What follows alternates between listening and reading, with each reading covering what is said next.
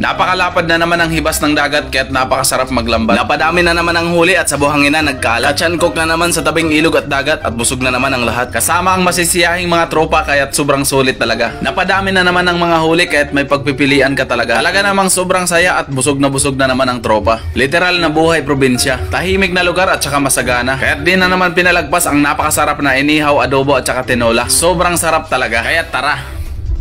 Wasdak mga birds, isang mapagpalang araw na naman para sa ating lahat. At syempre, nandito na naman tayo sa tabing dagat para maglambat. At meron nga pala akong bagong kasama. Nagsisimulang mag-vlog nga pala siya. Jun Dalanon Vlog nga pala ang pangalan ng channel niya. Gusto niya rin daw kasing maranasan ang maging artista. At maraming salamat agad mga birds sa inyong sulit na suporta. Yan nga pala si Birds Big, ang isa kong kasama. Pupunuin daw namin ng maraming isda ang balding dala-dala niya. Yun lang, tumalikod na agad siya. Medyo nahihiya pa daw kasi siyang humarap sa camera. At yan nga pala mga birds, ang una naming area, hinihila na nila. Isang pirasong batali agad ang aming nakuha. Tapos maliliit pa yung iba. Pero yung ibang maliliit na isda dyan talagang regular sizes na nila yan. Pero yung maliliit na mga isda na pwede pang lumaki, pakawalan lang muna natin yan. Para lumaki pa naman. Para sa susunod, meron pa tayong babalikan. Yung tipong pinakawalan mo na siya pero babalikan mo pa. Tapos nakahanap na siya ng iba. Kaya ngayon nagsisisi ka na. At ito na nga pala ang aming huli sa aming pangalawang area. May batali at mga pusit na naman kaming nakuha. Di pa talaga sapat para sa pangulam ng tropa. Kaya't lilipat daw kami ng pag-aarian, sabi ng aking mga kasama. Kaya't doon kami sa medyo malayo pumunta. Walking distance lang naman. Mga isang araw lang ang nilakad namin dyan.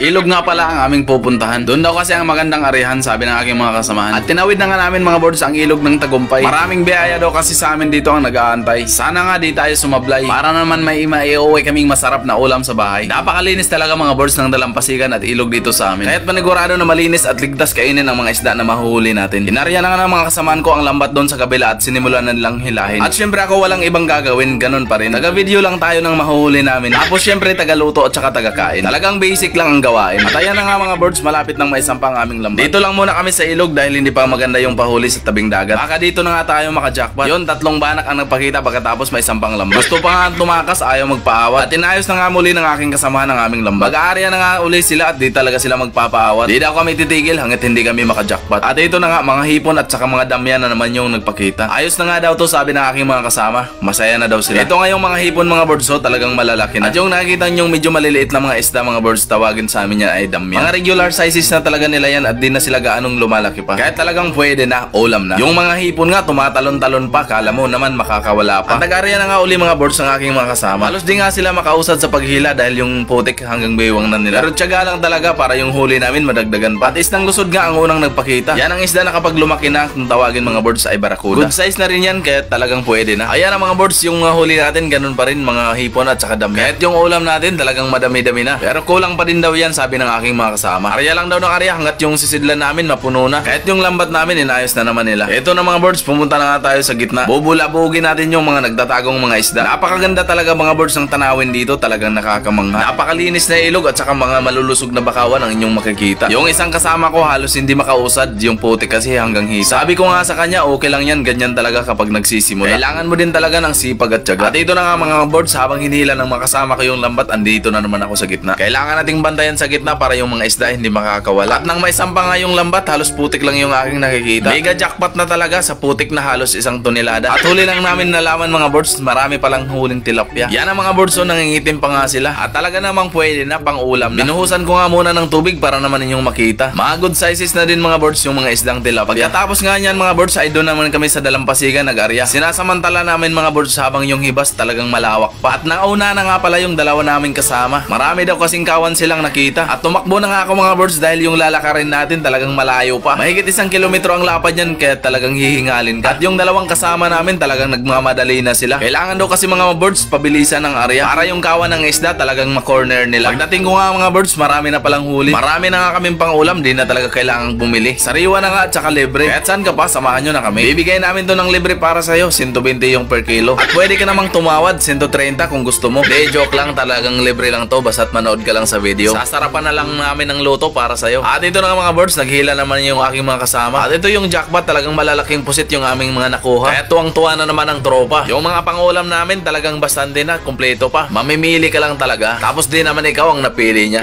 Malalaki na talaga ang mga pusit na to. Halos aabot na ng 300 grams yung isang piraso. At medyo may kamahalan na din to mga birds kapag binili mo sa merkado. Alam kong alam nyo na yan, panigurado. At nag-area na nga uli kami, baka madagdagan pa yung mga pusit naming mga huli. At tamang-tama mga birds, meron naman akong pusit na nakita. Medyo malabo lang talaga yung tubig kahit hindi gaanong makita. Isang piraso pa lang yan pero talagang malaki na siya. At may ibang mga isda din pala tayong huli dyan. Sakto na to sabi ng aking mga kasamahan. Kahit kapag sapat na, tama na, para sa susunod may babalikan pa. Pero wag mo nang balikan yung nakaraan lalo na't di ka naman masaya. At yan nga si Birds Jun Dalanon Vlog, talagang masaya naman daw siya. Pero mas masaya daw talaga kapag nakaluto na. Nagugutom na din daw kasi siya. At 3 bote nga ng soft drinks ang dala-dala niya. At disclaimer lang, di po yan sponsor ng Coca-Cola. At ito na nga mga birds, lahat ang aming mga isdang nakuha. Sobrang sulit naman talaga. Marami na at masasarap pa. Kakaiba talaga mga birds dito sa amin sa probinsya. Napakaraming libreng pang ulam, di mo na kailangan bumili pa. At habang nag-i-snack kami mga birds, yung unang lulutuin natin, sinaing lang muna. Diyan lang nga pala kami magluluto sa ilalim ng puno na kung tawagin sa amin ay Roma. Ganitong buhay lang namin mga birds.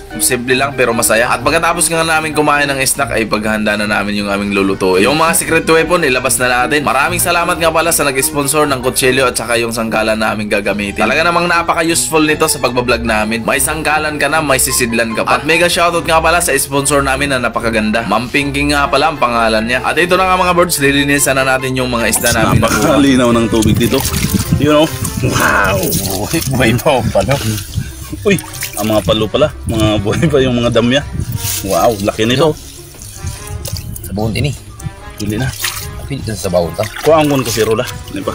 Kuha ko na ito. Ay, birds. Sibutang anay, bird. Yun. Oh, wow! Water. Kuha muna tayo ng ano, lalagyan. Ibang sulok hindi ba dito? Tubo na.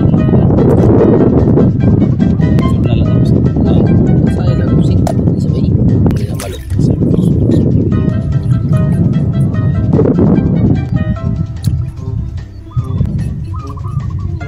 Pili na pagpanasag. Pili na ilang. Wala.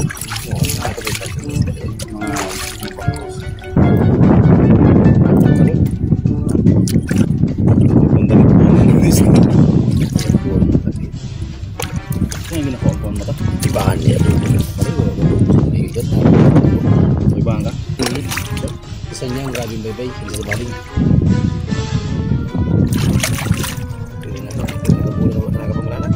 Yan ang mga birds at hinati-hati lang nga namin ang aming lulutuin. Yung mga nahuli naming isda di naman namin uubusin. Para may madadala pa tayong pang ulam pag uwi namin. At syempre di mawawala yung pampasarap na sangkap na dala natin. At alam nyo na yan, di na natin iisa-isahin. Adobo nga pala ang una nating lulutuin. At yung mga spices, igisa muna natin. Para yung anghang at bango manuot talaga sa ating uulamin. Yun o. Mabango. Yung banat lang yan. Lagay na natin to. Pagsama-samahin na natin birds. Yun.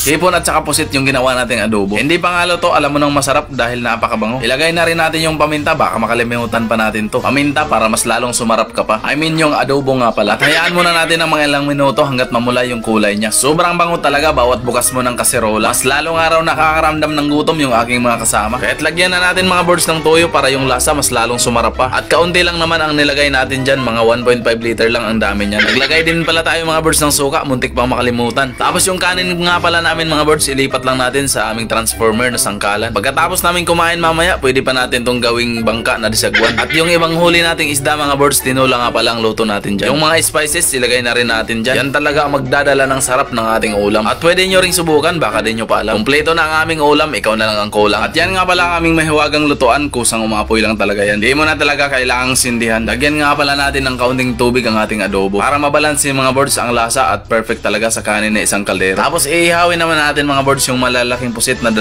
piraso. Ilagay lang nga pala natin sa loob yung pampasarap na sangkap para lasap na lasap yung sarap. Lagyan din pala natin mga birds ng kaunting soft drinks yung ating adobo. Yan nga pala mga birds ang ating sikreto para yung sarap talagang hahanap-hanapin mo. At mega shoutout nga pala sa mga gwapong kasamahan ko. Amang tambay lang sa gidli habang nag-aantay na maluto yung adobo. Tapos ihawin na nga pala natin yung pusit na 2 piraso. Napakasarap dyan mga birds, pusit na barbecue. At para sumarap din yan mga birds, i-reveal natin yung sikreto. Lagyan natin yan mga birds ng tuyo na 1 litro. Napakasarap niyan, panigurado. At mag-iiba din yung kulay niya. Namumula at saka pang restaurant yung kanyang lasa. At ito na mga birds, yung ulam natin luto na.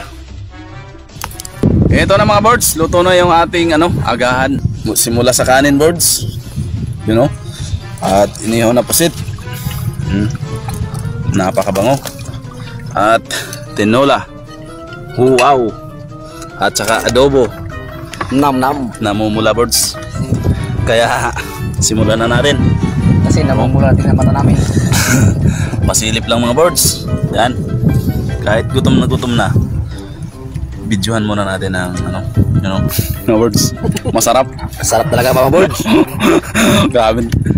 Sarap talaga, sarap. Masarap birds ang tinta ng pusit. At ito na mga birds, mukbangan na. Di na talaga mapipigilan pa. First bite, sobrang sarap talaga. Adobong pusit na namumula. Sobrang sarap talaga. Kahit di na naman kami nag-iimikan ng aking mga kasama. At mega shoutout nga pala sa'yo. Alam kong natatakam ka habang nanonood ka. Peace!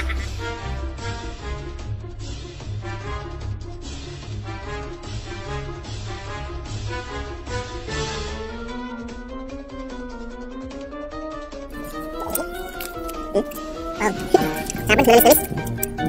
Nalis-nalis na may kunting ilang na matalas.